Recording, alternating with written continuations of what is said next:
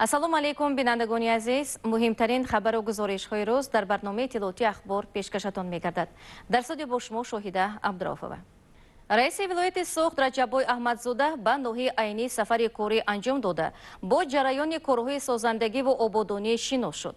Дар ин ноҳия ба истиқболи 30-солагии истиқлолияти давлатӣ бунёд ва таъмиру навсозии 500 иншоот ба нақша гирифта шуда, то имрӯз садҳо иншооти ҷашнӣ мавриди истифода қарор гирифтааст.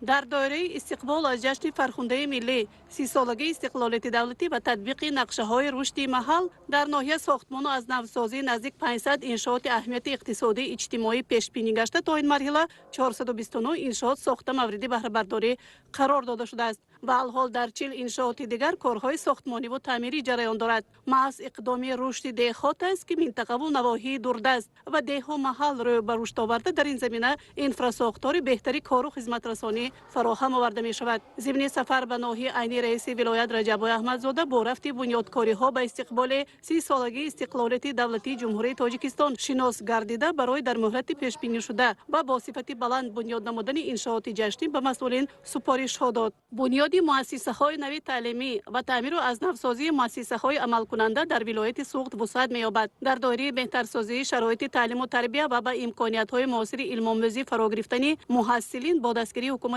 ҷумҳурии Тоҷикистон ва мақомоти иҷроии ҳокимияти давлатии вилояти Суғд дар шаҳру ноҳияҳои вилоят дар ҳамин давраи соли 2021 сохтмону бунёди 30 муассисаҳои мактабӣ ба нақша гирифта шуда, алҳол қисме аз ин нақшаву лоиҳаҳо оид ба рушди соҳаи маориф таъмин гаштаанд. бунёди бинои нави мактаби таҳсилоти миёнаи умумии рақами 15 дар деҳаи Зерободи ҷамоати деҳоти Зеробод барои таҳсили то 700 нафар хонанда дар 2 баст аз ҷумлаи ташаббусу иқдомҳо оид ба беҳтарсозии пояҳои модди техникии соҳа аст. иншооти мазкур бо маблағгузории мақомоти иҷроии ҳокимияти давлатии вилоят дар асоси фармоиши идораи сохтмони асосии вилоят сохта шуда, корҳои асосии сохтмониву паймонкорӣ дар иншооти мазкур ба итмом расиданд. корҳои пудратиро ҷамъияти дорои маҳсулоти маҳдуди Тоҷик Элит Сохтмон ба зимма дошта, алҳол барои корҳои боқимонда то 50 нафар сохтмончиён ҷалб карда шуданд. муассиса синфхонаҳои таълимӣ, кабинетҳои фаннӣ, ошхона, маҳфилҳои ҳунарӣ, толори варзишӣ, утоқи таълими меҳнат ва дигар иншооти ёрирасон иборат буда, он бо ашёи лавозимоти муосири хониш муҷаҳҳазонида мешавад. дар муассисе алҳол фаъолиятбаранда 582 нафар хонанда таҳсил дорад ва ба онҳо беш аз 50 нафар омӯзгорон таълим медиҳанд. бо дастгирии ҳукумати ҷумҳурии Тоҷикистон ва мақомоти иҷроии ҳокимияти давлатии вилояти Суғд алҳол ба синфхонаҳо мизу курсӣ ва дигар таҷҳизоти замонавӣ ворид гашта, қисми дигар дар марҳилаи воридшавӣ аст ва мактаб тибқи консепсияҳои миллии тарбия оро дода шуда, муҳассилин ба чунин як муассисаи замонавӣ дар як деҳаи дурдасти вилояти Суғд ба таҳсил фаро гирифта мешаванд. бояд қайд намуд ки дар деҳаи Зеробод ин нахустин чунин мактаб ба шумор меравад ва танҳо ҳамин мактаб фаъолият дорад ва зиёдшавии нуфузи аҳолӣ дар деҳаи Зеробод ва ҷамоати деҳоти Зеробод тақозо мекунад ки минбаъд боз муассисаҳои нави дигар сохта ба истифода дода шаванд. имрӯзҳо шодию хурсандии мардуми деҳаи Зеробод ҳадду канор надорад, зеро бо дастгирӣ ва сиёсати хиратмандонӣ пешвои миллат президенти кишваримон муҳтарами Эмомалӣ Раҳмон дар деҳа бинои нави мактаб ки мардум солҳои зиёд онро интизор буданд сохта ба истифода доданд. мактаб бо тамоми таҷҳизоти навтарин таъмин карда шудааст. бино бо сифати баланд аз тарафи сохтмончиён сохта ба истифода дода шудааст. мо кӯшиш мекунем собиқадарони соҳаи маориф ки нашри наврасро дар роҳии ватанпарварӣ, муҳаббат ба ватан, ба Тоҷикистони азиз тарбия намоем. ба ивази ин ғамхориҳои ҷаноби олӣ софтиёна меҳнат кунем. соҳибкорони ноҳияи айнӣ бо истифода аз дастгириҳои давлатии соҳибкорӣ ва пешниҳоду татбиқи имтиёзҳо барои рушди соҳаи чорводорӣ аз ҷумла паррандапарварӣ ташаббусу иқдомҳои некро дар ин самт амалӣ месозанд. бо нақш ва саҳми соҳибкор Шароф Ҳасанов дар деҳаи хушекати ноҳияи айнӣ коргоҳи паррандапарварии Шароф Султон бунёд карда шуда, бо воридӣ чӯҷаҳои навадрӯзаи Декалтвайт 16250 сар мурғ барои истеҳсоли туҳм парвариш меёбад. тибқи иттилои дода шуда дар як рӯз то 16-17 ҳазор дона тухм истеҳсол мегардад. پرورش مرغ از روی تکنولوژی‌های قفسی براهمانده شده است. راهبریت ولایت به صاحبکار وسعت کارهای آبادانی و همچنین آبادی راه‌های حدود انشاءات را توصیه داد. رئیس ولایت به این عمل سازنده صاحبکار بهای ارزنده داده منبع وسیع نمودن دایره استحصالی و افزون نمودن سرشمار پرنده را توصیه داد. سالهای آخر محض تطبیق یک قطار چاره‌بینی‌ها در سمت دستگیری پرنده پروری، پیشنهاد امتیازهای گمرکی و اندازی به هوسمندی صاحبکاران برای فعالیت در بخش پرنده پروری و زیاد شدن شماره کارگاه و جمعیت‌های مرغ پروری به استحصال و تخم گوشت پرهیزی پرنده مساعدت نمود که این تدبیر از راه و عامل‌های تامین بازار استعمالی با تخم و گوشت پرنده و کاهش وارد این نوع محصولات از خارج کشور است. در جریان سفر به ناحیه عینی همچنین تدبیرهای دیگری بنیادکاری و سازندگی مورد توجه قرار داده شد. با سهم صاحبکار گلچهره حسن و کارگاهی دوزندگی بنیاد می‌یابد. طبق اطلاع در آینده نزدیک زیاد از 50 نفر زنان و دختران محل در همین انشاءات با کار تامین کرده می‌شوند. الحال با این مقصد به کارگاه تجهیزات دوزندگی خارجی وارد کرده شده. آن در مرحله وصل و نصب قرار دارد. رهبری ولایت قید نمود که باید 18,000 نفر خوانندگان مؤسسه‌های تعلیمی ناحیه با استفاده از همین خیل امکانیت‌ها و در چنین کارگاه‌های دوزندگی با براه ماندن استحصالی لباس‌های مکتبی با لباس خوش صفتی مکتبی تامین کرده شوند. همچنین دوختنی لباس برای کارمندان ساحه طب و دیگر ساحه‌ها نیز باید براه مانده شود. در همین انشاءات خدمت رسانی همچنین کاشانه حسن، سیخ هنرهای مردمی از جمله استحصال قالین دستی و تالار عروسان تشکیل کرده می شود. تأسیس چنین کارخانه ها امکانیت می دهد که بیشتر زنان و دختران محلی با جای کار تامین گردند و مزد معاشی خوب به دست دارند و به این وسیله روزگارشان را پیش برند. چنین اقدام های سازنده صاحبکاران در دهه‌های دوردست و منطقه ها با دستور و هدایت های پیشوای ملت در دایره عملی سازی رشد دهات براه مانده می شود.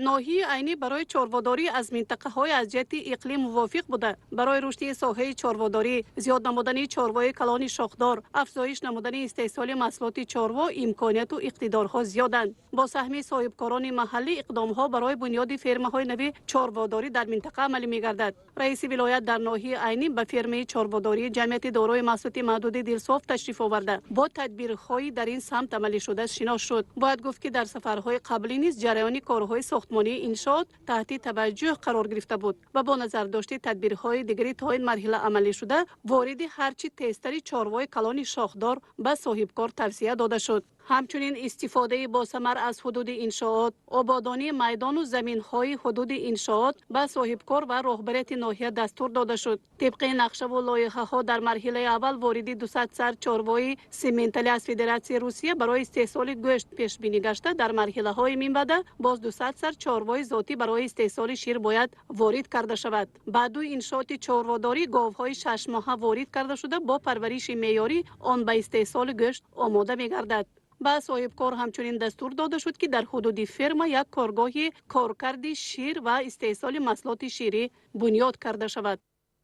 در مرکز ناحیه الحال کارهای ساختمانی در ورزشگاه با 6,000 جای نشست ادامه دارد. تا این مرحله از جانب پدرچیان کارهای اساسی بناکاری، هموارکنی حدود و داخل ورزشگاه، بنیاد انشاءات ویب، جایهای نشست، دیواربندی اطراف انشاءات به اجرا رسیده، کارهای آرایشی و پدرتی آبادانی حدود براه مانده شده. با وارد تجهیزات از جمله کرسی ها وصل و نصب آن عملی کرده می شود. با از نظرگذرانی کارهای ساختمانی تا این مدت عملی گشته به راهبریت و کاران تامینی با صفت کارهای باقی مانده وسعت کارهای آبادانی توصیه داده شد. همزمان مرحله به مرحله آبادانی همین موضع که آن حدود 20 هکتار را تشکیل می دهد با استفاده از امکانیت ها بنیاد انشاءات دیگر خدمت رسانی از عامل های مساعدت بر رشد انفراساختار خدمت رسانی در دهات دوردست ارزیابی گردید. انشاءات ورزشی با مبلغ گذاری مقامات اجرایی حاکمیت دولتی ولایت سوخت بنیاد یافته. من بعد آن همچون مکان برگزاری چاره‌بینی های عاموی فرهنگی ورزشی خدمت خواهد رسانید. در مرکز ناحیه عینی بنیاد میدان پرچم دولتی و نشان دولتی جمهوری تاجیکستان ادامه دارد. مسالم است که سالهای آخر با مقصد ارج گذاشتن به مقدسات ملی و بلند برداشتن حس وطندوستی و خویشتنشناسی در مرکزهای شهر و ناحیه‌ها و شهرک و دهات میدان پرچم و نشانی دولتی ساخته شده. در برابر آن انشاءات به یک مکان استراحتی و فراغتی ساکنان تبدیل می‌یابد. طور اطلاع داده شد نشانی دولتی در پایه بلندیش 22 متر بنیاد کرده می شود و پرچم دولتی باشد با بلندی 50 متر ساخته شده. اطراف انشاءات به سبزکاری و چراغانکنی فرا گرفته می شود. مورد استفاده قرار گرفتن میدان پرچم و نشانی دولتی جمهوری تاجیکستان در این ناحیه دوردست مملکت باعث روح بلندی و افتخار و صداقت ساکنان به وطن مادر خواهد گشت. ناحیه عینی چون دیگر منطقه های کشور در دوام سالهای صاحب استقلالی با عزم و تلاش های بنیادکارانه و توجه و دستگیری پیوسته سرور دولت محترم امامعلی رحمان به یک ناحیه خیلی زیبا و آباد و پیشرفته تبدیل می یابد.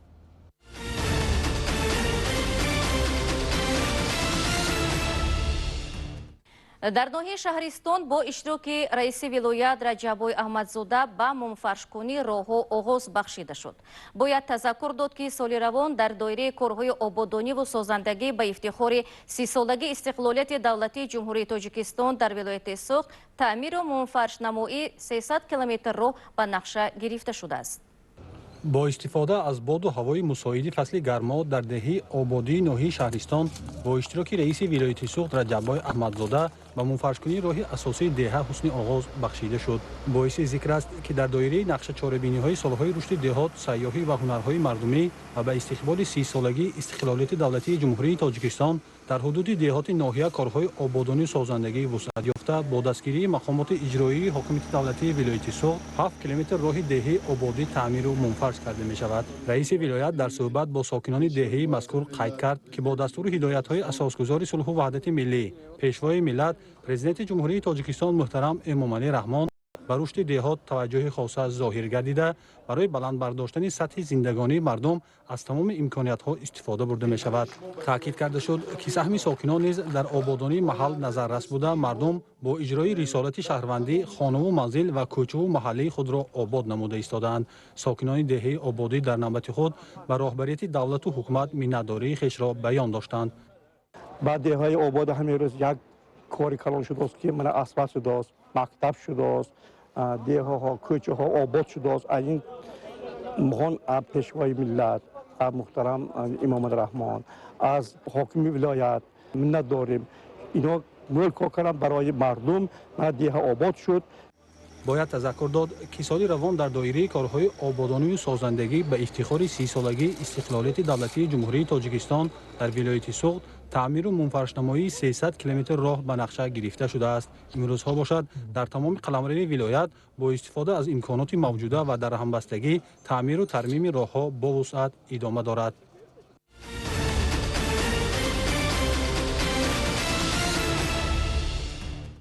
امروزها در مؤسسه‌های تندرستی ولایت با مبلغ‌گذاری حکومت جمهوری تاجیکستان، وزارت تندرستی و حفظ اجتماعی اهالی و مقامات اجرایی حاکمیت دولتی ولایت سوخت شرایط‌های برای طبابت بیماران فراهم آورده شده. تجهیزات‌های طبی زمانی معاصر وارد گردیده است که این امکانیت می‌دهد تشخیص گذاری و رسانیدن کمک اولیه سر وقت گذرانیده شود. رئیس ولایت سوخت رجبای احمدزاده صبح امروز با بیماران و کارمندان تندرستی ملاقات نمود. رجبای احمدزاده رئیس ولایت سوخت با فعالیت بیمارخانه کلینیکوی ولایت آشنا شد. متصدیان بر رهبریت ولایت اطلاع دادند که بیمارخانه مذکور دارای 680 کت در 31 شعبه معالجوی، جراحی و یاری رسان می باشد و از شماره عمومی 898 نفر کارگران، 245 نفر طبیبان، 333 نفر همشیرای شفقت و دیگر کارمندان تمیزکاری و خواجگی فعالیت دارند. رئیس ولایت به سردختر بیمارخانه کلینیکوی ولایتی و سرداری ریاست تندرستی دستور داد که برای بیماران شرایط خوب در حجره بستر کنونی و برای طبیبان باشد شرایط کاری طلبات زمان فراهم آورده شود. همچنین قید کرده شد که برای تشخیص گذاری سری وقتی گذراندن کارهای لابراتوری، رسانیدن کمک اولیه طبی، تجهیزات اولتراساند و رنگینی و دیگر اشیاءهای ضروری وارد کرده شود. ضمن شناسایی با فعالیت بیمارخانه کلینیکوی ولایت سوخت، رهبریت ولایت همچنین با فعالیت شعبه بیماری‌های شش و بادیگرمی، شعبه بیماری‌های هاضمه و بیماری‌های اورولوژی دیدن نموده با بیماران بستری شده نیز صحبت نمود. در شعبه بیماری‌های شش و بادیگرمی иттилоъ доданд ки дар шӯъбаи мазкур беморон бо ташхиси бронхити музмин бистарӣ шуда табобат мегиранд ва аз оғози соли равон гирифторони бемории илтиҳоби шуш муроҷиат накарданд. худи беморон бошанд ба раиси вилоят гуфтанд ки шароитҳои табобат ва таъмиру хизматрасонии кормандони беморхона хуб буда ҳама корҳои солимгардонӣ сари вақте гузаронида мешавад. роҳбарияти вилоят ба маъмурияти беморхона дастур дод ки барои пешгирии бемориҳои сиёратии мавсимӣ ва COVID-19 ки рӯзи гузашта пайдо гардидани он дар кишвар аз ҷониби ситоди ҷумҳуриявӣ эълон карда шуд, корҳои безараргардонӣ, саривақти санҷидану таҳлили хуни табдорон ва муроҷиаткунандагон, захираи маводҳои безараргардонӣ, ниқобу дороҳои тавсияшудаи ташкилоти умумиҷаҳонии тандурустӣ ва вазорати тандурустӣ ва ҳифзи иҷтимоии кишвар захира карда шавад. раиси вилоят баъди боздид аз шӯъбаҳо ва шароити табобати беморон дар толори беморхонаи мазкур бо табибон мулоқот намуда қайд кард ки бо дастгириҳои бевоситаи асосгузори сулҳу ваҳдати миллӣ пешвои миллат муҳтарам Эмомалӣ Раҳмон тамоми шароитҳо дар муассисаҳои тандурустӣ фароҳам оварда шудааст ва кормандони бахшҳои гуногуни солимгардонӣ бояд барои солимии ҷомеа ҳама донишу малакаи худро истифода бурда кӯшиш кунанд ки бештар корҳои фаҳмондадиҳӣ ва пешгирикунандаро ба роҳ монанд, зеро агар сокинон аз усулҳои пешгирикунанда ва тарзи ҳаёти солим огаҳ бошанд метавонанд худро аз ҳар гуна бемориҳо эмин нигоҳ доранд. сардухтури беморхона қайд намуд ки табибони ҷавон бо истифода аз таҷрибаи 9 нафар номзадҳои илмии тиб ки дар беморхонаи мазкур фаъолият доранд истифода бурда барои солимии ҷомеа саҳми худро мегузоранд.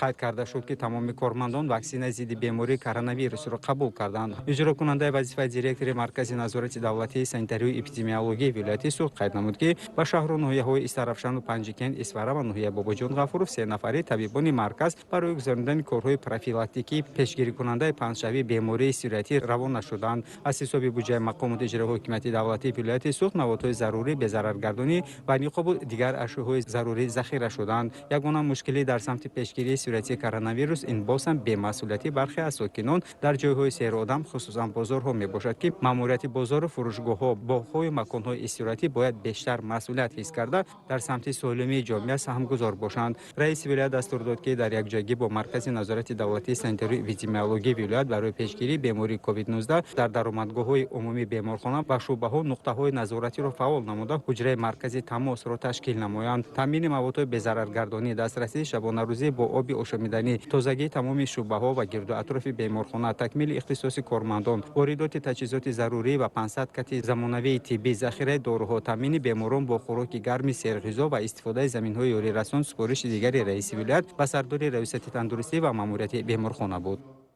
имрӯз ҳолати вазъи эпидемиологӣ идорашаванда мебошад.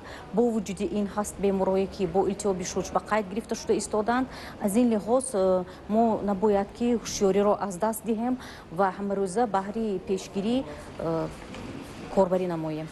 роҳбарияти вилоят ҳамчунин аз беморхонаи клиникавии сиёратии шаҳри Хуҷанд дидан намуда бо сардухтур ва табибони ин беморхона мулоқот намуд. сардухтури беморхона иттилоъ дод ки дар шӯъбаи беморхона 17 нафар табибони тахассусӣ фаъолият доранд ва дар самти дастрасӣ ба доруҳои зарурӣ мушкиле нест. айни замон дар беморхонаи сиёратии шаҳри Хуҷанд гирифторони бемории коронавирус бистарӣ нашуданд. нафарони олудаи бемории илтиҳоби шуш бошад табобат мегиранд. роҳбари вилоят ба мутассидиён дастур дод ки барои хизматрасонии саривақтӣ ва таҳлили хуну молишакҳо ки аз муроҷиаткунандагон гирифта мешавад як нақлиёти хизмати иловагӣ ва аз корхонаи коммуналии партовкашонӣ низ як нақлиёти махсус барои саривақтӣ баровардани партов ва низ кардани он дар ҷои муайяншуда дода шавад. барои бунёди сехи кислороди табиӣ бошад аз ҷониби раиси вилоят ба мутассидиён 2 рӯз муҳлат дода шуд. дар анҷом роҳбарияти вилоят бо хишовандони нафарони бистарӣ шуда низ суҳбат намуда қайд кард ки бо дастгирии ҳукумати ҷумҳурии Тоҷикистон дар муассисаҳои тандурустии вилоят ҳама имконияту шароитҳо барои табобати ин ва дигар намуди бемориҳо фароҳам оварда шудааст ва ҳар нафари муроҷиаткунанда метавонад табобати саривақтиро қабул намуда бо тани солим ба хонаи худ баргарданд. гузориши Қудратло Раҳматлоев, Азам Шарипов, Ҳасан Мамаҷонов. ахбор.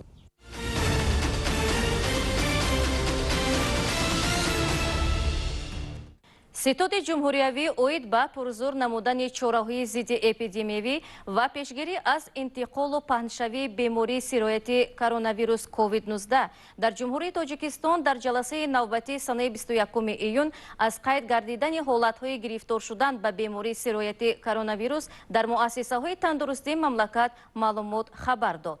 аз ин лиҳоз аз шаҳрвандон даъват ба амал оварда мешавад ки дар ҷойҳои ҷамъиятӣ ҳатман қоидаҳои худмуҳофизатиро риоя намоянд.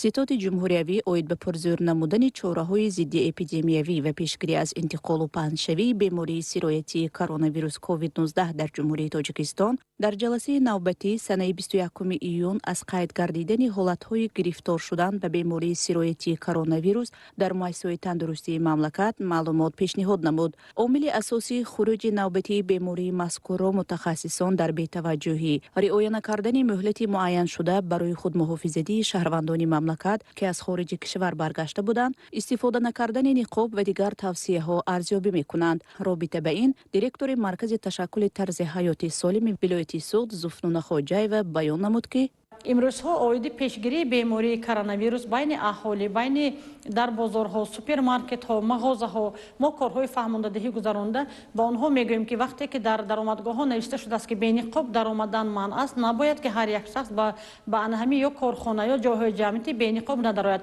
ва аз роҳбарон илтимос мекардем ки ҳамон нафаронро намонанд дар омадани дохили анҳамин ҷойҳои ҷамъиятӣ. ва имрӯз ки тоҷикистони мо ҷои биҳистосон мебошад ва албатта аз тармиви сабзавотҳо бисёр аст ва нархи дастрас дорад. ҳар як нафар агар имрӯз на кам аз 400 грамм сабзавот ва тармиваҳои тару тоза истеъмол кунанд, иммунитети онҳо баланд мешавад ки ба бемориҳои на танҳо сироятӣ, балки ба дигар бемориҳо низ гирифтор намешаванд. мавриди зикр аст ки бо сабаби хуруҷи навбатии бемории сироятии коронавирус дар як қатор кишварҳои ҷаҳон бори дигар фаъолияти марказҳои хизматрасонӣ, баргузории ҷашну маросим, боғу гулгашт ва маконҳое ки дар он ҷо пайваста одамони зиёд ҷамъ мегарданд қатъ карда шуда, ҳаракати воситаҳои нақлиёти ҷамъиятӣ маҳдуд гардида вазъияти карантинӣ эълон карда шудааст. шумораи зиёди ҳолатҳои тасдиқшудаи сироят дар Иёлоти Муттаҳидаи Амрико, Ҳиндустон, Бразилия, Фаронса, Туркия, Русия, Британияи Кабир ва чанде дигар қарор доранд. захира ва нигаҳдории маводи доруворию маҳлулҳои безараргардонӣ, пурзӯр кардани тадбирҳо барои пешгириву саривақт табобат гардидани гирифторони ин беморӣ мусоидат мекунад. бино ба тавсияи иҷрокунандаи вазифаи сардухтури Маркази назорати давлатӣ санитарию эпидемиологии шаҳри Хуҷанд Раҳмон Муҳаммадиев, пурзӯр намудани чораҳои зидди эпидемиявӣ барои пешгирӣ аз интиқолу паҳншавии бемории сироятии коронавирус COVID-19 саривақтӣ аст. чиле ки вазъи пандемикии нооромӣ давлатҳои ҳамсояи моро водор месозад, мо бояд низ оиди масъалаи мазкур бояд ки ҳушёр бошем ва чораҳои беҳдоштиро риоя намоем. аз он ҷумла гашту гузор дар ҷойҳои ҷамъиятӣ бо ниқоб, инчунин риоя намудани фосилаи иҷтимоӣ, истифодабари аз антисептико, ин роҳҳои оддӣ соддатарини пешгирӣ аз сироят мебошад. ҳангоми пайдо шудани нишонаҳои бемории сулфа, атса, баландшавии таб бояд ки ба хона мо бимонем ва духтурони оилавиро ба хона барои аз назаргузорӣ даъват намоем. танҳо бо роҳи риояи тавсияҳои мутахассисони тиб ва ҷонибдории сокинони мамлакат аз тадбирҳои ситоди ҷумҳуриявӣ метавон аз сироятёбӣ ба дилхоҳ беморӣ наҷот ёфт. масалан, имрӯз баробари пӯшидани ниқобу риояи қоидаҳои гигиенӣ, инчунин ваксинагузаронӣ низ ба манфиати аҳолӣ шуморида мешавад. вобаста ба масъалаи мазкур иттилоъ дода шуд ки то ба имрӯз дар ҳудуди вилояти Суғд зиёда аз 18 000 нафар аҳолӣ, аз ҷумла кормандони соҳаи тандурустӣ ва гурӯҳи осебпазири ҷомеа ки синнашон аз 60 боло аст, ваксина бар зидди бемории коронавирус COVID-19 ро гирифтанд. агар дар ҷумҳурӣ аз кишварҳои ҳамсоя 192 000 ваксинаи AstraZeneca ворид шуда бошад, аз ин шумора беш аз 32 000-аш ба вилояти Суғд оварда шудааст. чун директори филиали Маркази ҷумҳуриявии иммунопрофилактикаи вилояти Суғд Ҷаннат Ойнабиева иттилоъ дод. ба ҳама маълум аст ки ваксина бар зидди бемории COVID-19 ба ҷумҳурии Тоҷикистон санаи 8 март ворид шуд бо миқдори 192 000. аз 28 апрели соли равон дар шаҳри Хуҷанд 4966 нафар кормандони тибби муассисаҳои тиббии шаҳри Хуҷанд фаро гирифта шудаанд ва гуфтан лозим аст ки аз ҳамин миқдор танҳо 2 ҳолатҳои номатлуби баъди иммунизатсия муқаррарӣ ба қайд гирифта шудаасту халос. ҳамон ба аз санаи 16 июн мо ҳозир гурӯҳи мақсадноки аҳолии сину солашон аз 60 сола боло будана даъват карда ҳастем, фаро гирифтем ва ҳамагӣ то 22 июня 17.5% иҷро шудааст фарогирӣ. бояд ёдовар гардид ки ситоти ҷумҳуриявӣ оид ба пурзӯр намудани чораҳои зидди эпидемиявӣ ва пешгирӣ аз интиқолу паҳншавии бемории сироятии коронавирус COVID-19 дар ҷумҳурии Тоҷикистон қарорҳои дахлдор аз ҷумла пурзӯр намудани ҳамоҳангии фаъолияти вазорату идораҳои дахлдор дар самти назорати риояи қоидаҳои гигиении шахсӣ ва ҷамъиятӣ аз ҷониби сокинон, назорати марказҳои хизматрасонию фарҳангӣ, андешидани чораҳои қатъии пешгирикунанда ва зидди эпидемикӣ, риояи қоидаҳои санитарию гигиенӣ, пешгирикунанда ва зидди эпидемикӣ ҳангоми гузарондани тӯй, маъракаҳо ва маросими дафн, ҳамчунин бо мақсади пешгирии паҳншавии бемории сироятии коронавирус, андешидани чораҳои зарурӣ ҳангоми анҷом додани парвозҳои байналмилалиро қабул намуд.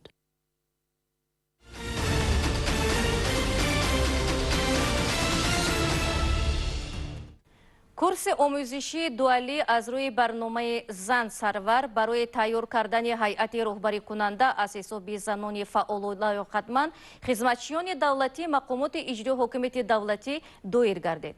Курси омӯзишӣ барои 25 нафар занони фаъолу лаёқатманди хизматчиёни давлатӣ мақомоти иҷрои ҳокимияти давлатӣ вилояти Суғд ва шаҳру ноҳияҳои он дар шаҳри Хоҷанд баргузор шуд.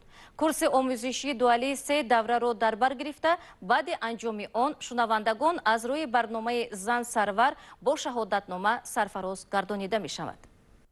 бо мақсади баландбардоштани мақоми зан дар ҷомеа ва ҷалби ҳарчи бештари занон ба вазифаҳои роҳбарикунанда аз ҷониби Академияи идоракунии давлатии назди Президенти Ҷумҳурии Тоҷикистон дар ҳамкорӣ бо Агентии хизмати давлатии назди Президенти Ҷумҳурии Тоҷикистон ва намояндагии бунёдиҳанд Зайдели Олмон курси омӯзишии дуалӣ ба роҳ монда шудааст. Дар он Анвар Яъқубӣ, муовини раиси вилояти Суғд, ректори Академияи идоракунии давлатии назди Президенти Ҷумҳурии Тоҷикистон, муовини директори Агентии хизмати давлатии назди Президенти Ҷумҳурии Тоҷикистон, бунёдиҳанд Зайдели Федеративии Олмон ва бонувон аз шаҳру ноҳияҳои вилоят иштирок намуданд. ба иттилои масъулин, ҳадаф аз баргузории курси дуалӣ аз рӯи барномаи зан сарвар ин омода намудани ҳайати бонувони роҳбарикунанда аз ҳисоби хизматчиёни давлатӣ мебошад. иттилоъ дода шуд ки Академияи идоракунии давлатӣ дар ҳамкорӣ бо шарикон курси омӯзишии дуалиро соли 2019 оғоз намуда 300 нафар занони хизматчиёни давлатии мақомоти маҳаллии ҳокимияти давлатиро ба таҳсил фаро мегирад.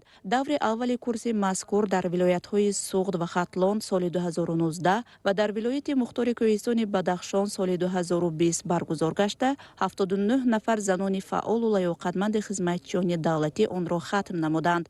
даври аввали курси омӯзишии дуалӣ барои шаҳру ноҳияҳои тобеи ҷумҳурӣ моҳи майи соли 2021 оғоз гардида 25 нафар занони фаъолу лаёқатманди хизматчиёни давлатии шаҳри Душанбе ва шаҳру ноҳияҳои тобеи ҷумҳурӣ ба таҳсил фаро гирифта шудааст. маврид ба зикр аст ки блоки якуми курси мазкур субҳи имрӯз барои 25 нафар занони фаъолу лаёқатманди хизматчиёни давлатии мақомоти иҷроии ҳокимияти давлатии вилояти Суғд ва шаҳру ноҳияҳои тобеи он дар шаҳри Хуҷанд ифтитоҳ гардид.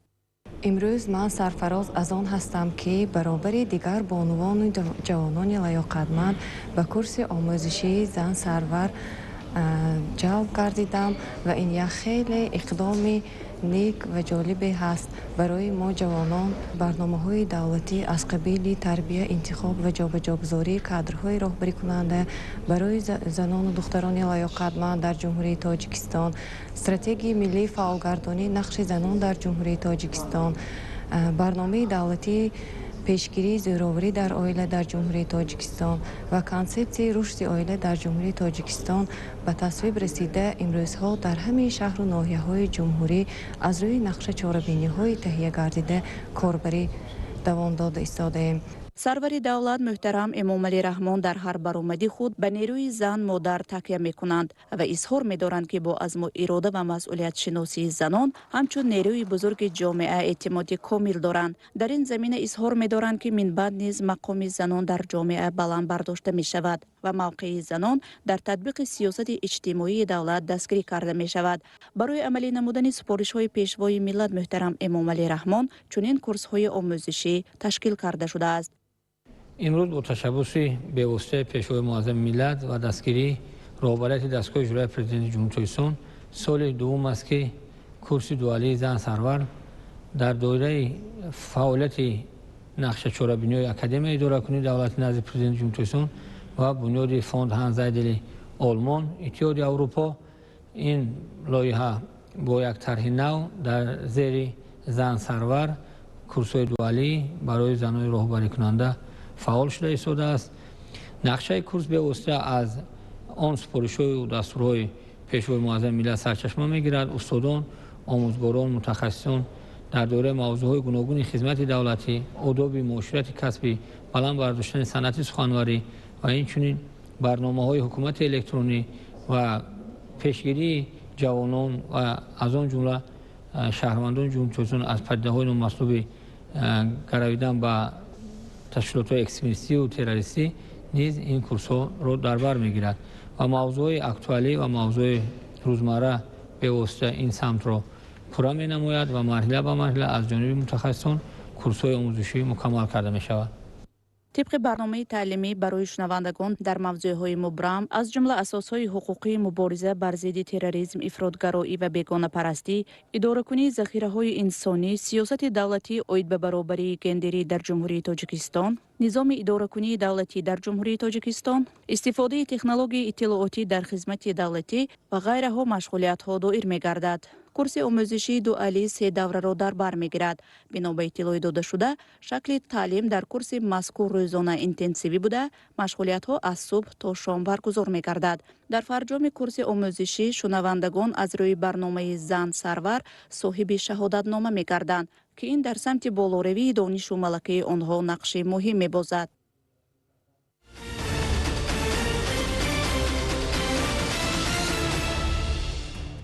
در مرکز ولایت سوخت شهر خوجند به مناسبت 80 سالگی هنرمند مردمی جورابک نبیف چورابینی با شکوه برگزار گردید. تاکید کرده شد که جورابک نبیف از زمره هنرمندان است که سالهای زیاد به ایجادیات مشغول گردیده در تربیت شاگردان سهم ارزنده می‌گذارد.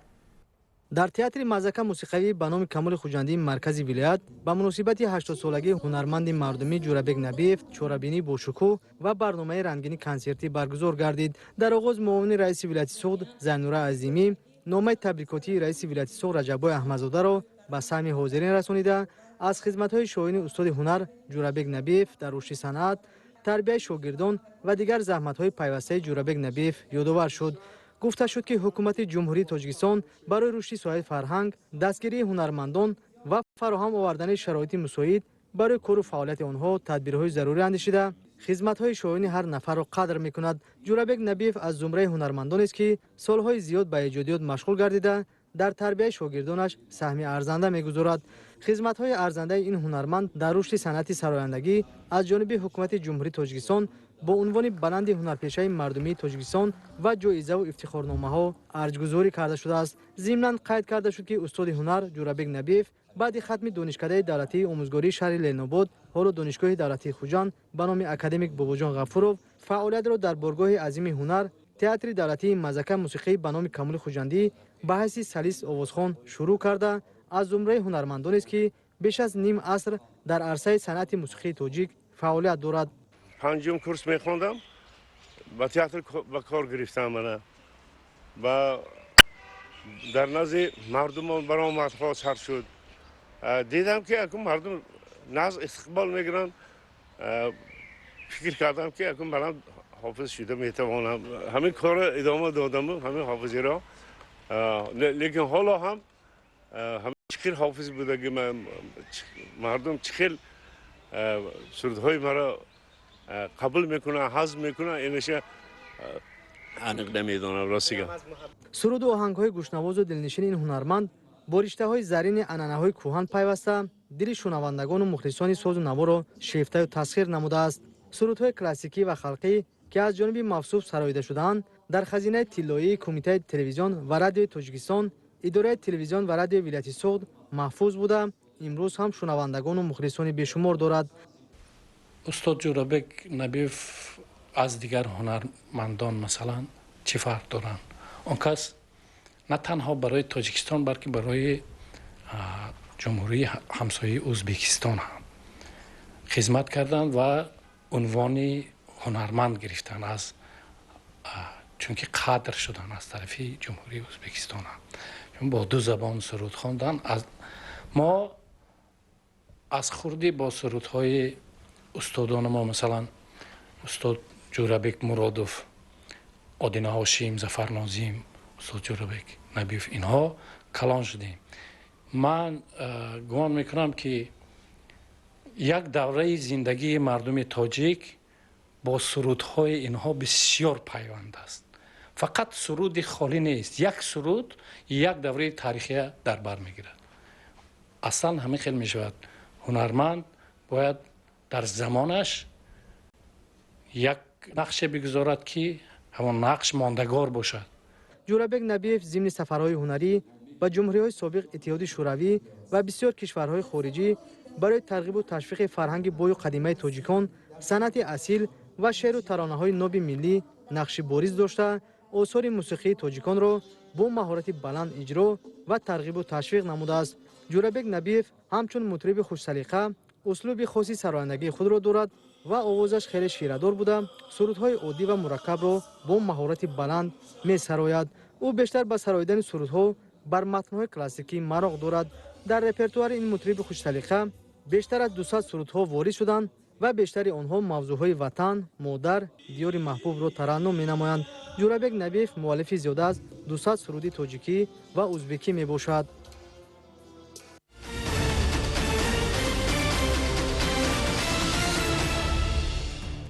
хонандагони муассисаҳои таълимии шаҳри Бӯстон соли таҳсилии 2020-2021-ро бо натиҷаҳои назаррас ҷамъбаст намуданд. иштироки онҳо дар олимпиадаҳои байналмилалӣ ва ҷумҳуриявӣ самараи дилхоҳ дода садҳо нафар ҷойҳои ифтихориро соҳиб гардиданд. гузориши навбатии барнома мавзӯъро пурра месозад. бо шарофати истиқлолияти давлатӣ, пойдории сулҳу суботи комил ва ваҳдату ҳамдилӣ дар мамлакат тамоми соҳаҳо аз ҷумла соҳаи маориф ҳамчун соҳаи калидӣ рушд намуда, баҳри баланд бароштани сатҳу сифати таълиму тарбия дар муассисаҳои таълимӣ шароити зарурӣ фароҳам оварда шуд. аз ин имконоти фароҳам гардида истифода намуда, дастпарварони муассисаҳои таълимии шаҳри Бӯстон донишу ҷаҳонбинии худро васеъ ва дар озмуну олимпиадаҳои байналмилаливу ҷумҳуриявӣ ва минтақавӣ фаъолона ширкат меварзанд. من در آزمون بین المللی فاصلوی اولمپیا از فن زبان انگلیسی که سنه 10 اپریل سال روان شده گذشت اشتراک کرده سزاوار سرتیفیکات گشتم. من کوشش میکنم که در آینده در چنین آزمون‌ها اشتراک کرده دانش خود را سیخل دهم. اشتراک در المپیادهای بین المللی فاصلوی در بین خوانندگان مؤسسه تعلیمی شهر بوستون به حکم عنعنه درآمده است. مثلا در سال تحصیلی 2020-2021 در 9 نمود المپیادهای بین المللی فاصلوی بیشتر از 400 نفر دستپروران مؤسسه تعلیمی شهر اشتراک نموده حدود 100 نفر جایهای افتخاری را صاحب گردیدند. این دستاورد نتیجه زحمت جامعه مهنتی ساحه معارف شهر دانسته می شود. چقدر که ما می‌دانیم در سالهای گذشته جوانان به علم و دانش نه آنقدر اعتبار می‌دادند. در سالهای حاضره با تشبث اساسگذار صلح و وحدت ملی جوانان را به کتابخوانی و علم و دانش نمودند که با تشبث این مرد خداداد 3 آزمون جمهوریوی برگزار کرده شده ایستادند که من نیز که از اشتراکچیان این آزمون جمهوریوی علم فروغ معرفت میباشم که امسال سزاوار در دور شهری سزاوار جای سیوم گشتم. اعلان شدن سالهای 2020-2040 20 ساله آموزش و رشد فنهای طبیعت‌شناسی دقیق و ریاضی در ساحه معارف توجه آموزگاران و خوانندگان را برای هرچی بیشتر آموزش این فنها جلب نمود. برای هوسمند نمودن خوانندگان آموزگاران از اصولهای نو و واسطه‌های گوناگون کار می‌گیرند تا خوانندگانشان به خواندن و آموختن هرچی بیشتر جلب گردند. در دور شهری آزمون جمهوریوی علم فروغ معرفت از روی نامیناسیای فیزیکا و استرونومیا جای اول را صاحب گشتم و با دور ولایتی آن تیاری دیده ایستادم. با آزمون جمهوریوی فروغ سوپی دانایی با دور شهریش باشد تیاری دیده ایستادم. این آزمون به ما امکانیت می‌دهد که سطح جهانبینی خود را وسیع، دانش خود را قوی و مستحکم گردانیم. حضور خوانندگان مؤسسه تعلیمی شهر بوستان در آزمون المپیادهای جمهوریوی نیز می‌افزاید. سال روان از 17 نفر اشتراکچیان دور جمهوریوی المپیادهای فنی 10 نفر به جایهای افتخاری سزاوار دانسته شدند. برای آموزش نمودن شاگردان خود آموزگاران مکتب‌ها زحمت می‌کشند. با تشبث اساسگذار صلح و وحدت ملی، پیشوای ملت، پرزیدنت جمهوری تاجیکستان محترم امام علی رحمان در جمهوری تاجیکستان 20 سالگی آموزش فنهای دقیق اعلام گردیده شده است. از این جمله آزمون‌های گوناگون و المپیادهای بین‌المللی گذرانیده شدند که من اشتراکچی المپیاد بین‌المللی آرخیمید بودم، جای دوم را اشغال نمودم. حالا تعطیل تابستانه فرا رسیده است و برای آموزش و از بر نمودن دانش‌های زمانوی برای خوانندگان فرصت موافق است.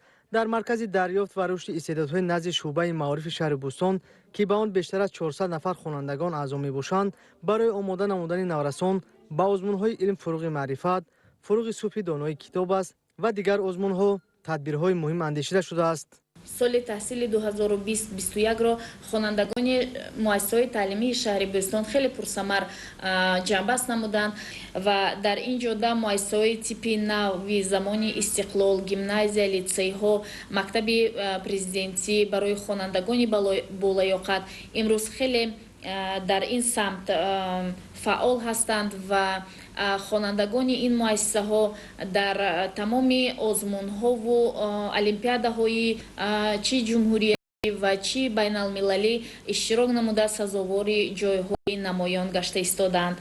امروز ما تشبس و تجربه این مکتب ها را در بلند برداشتن سطح و صفت تعلیم در همه مؤسسه‌های تعلیمی کشور وسیع تطبیق نموده ایستاده ایم. اخیراً 13 نفر خوانندگان مؤسسه تعلیمی شهر بوستان در دور جمهوری اکادمی خرد علم‌ها غالب دانسته شدند. آموزگاران و کارمندان ساحه معارف شهر بوستان با این همه دستاورد قناعتمند نگردیده تلاش دارند تا محصول زحمتشان را سال از سال بیشتر نمایند.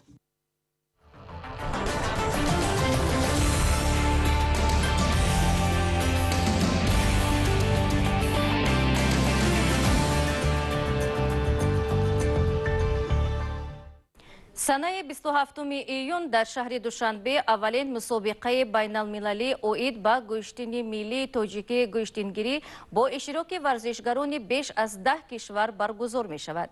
برای اشتراک در این مسابقه با نفوذ دیروز یک قطار مهمانان از کشورهای همسایه به تاجیکستان تشریف آوردند که آنها را در سرحد دولتی گرم و صمیمی استقبال گرفتند.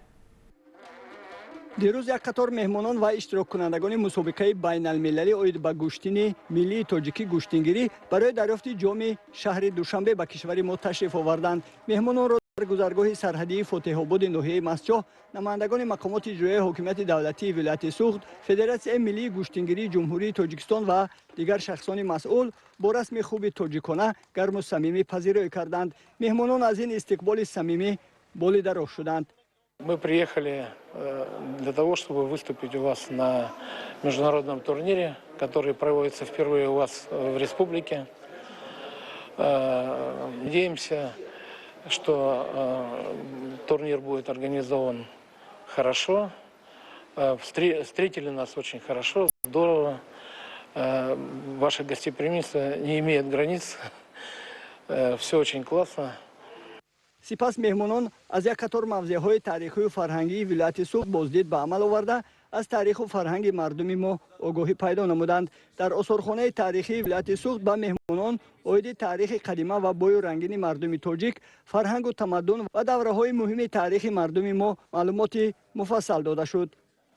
خیلی خوشحالم که در کشور تاجیکستان، کشور دوست و برادر و همزبان خود ما هستم. این دومین مرتبه است که من به تاجیکستان آمدم و از این بابت خیلی خوشحالم و به هر حال ما برای مسابقات کشتی ملی تاجیکستان که به هر حال یکی از کشتی‌های بسیار قدیمی و باستانی جهان هست اینجا آمدیم. انشالله که مسابقات خیلی خوبی بشه و سالهای سال این مسابقات برگزار بشه.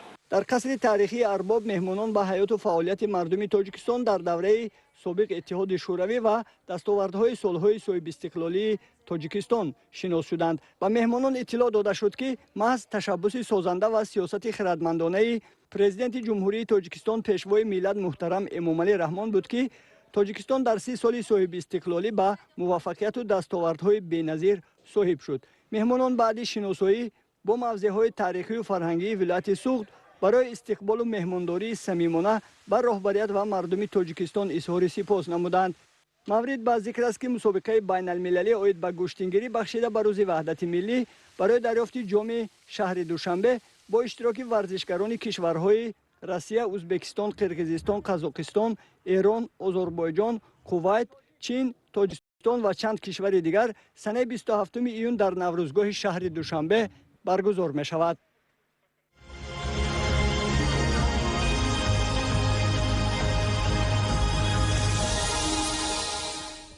бинандагони гиромӣ, ин буд барномаи иттилоотии ахбор. ҳамкори бахши иттилоотии телевизиони